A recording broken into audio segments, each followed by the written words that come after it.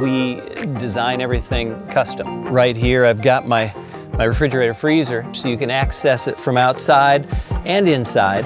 Got a toilet on board, got hot and cold running water on this end as well as out the back. The pump we designed to be very, very quiet. So all of our drawers are high quality oak and soft close as well. The bed and mattress, it's always a queen.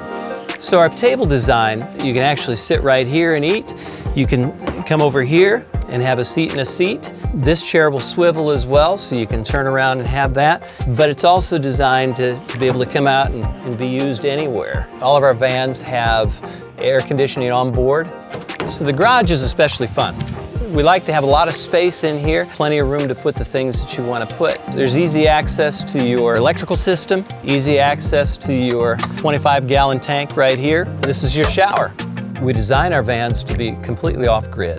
There's 200 watts of solar on the roof. We also charge with the engine of the vehicle. Why shouldn't your van be custom made? Why shouldn't your van be the best quality, something that you can be proud of?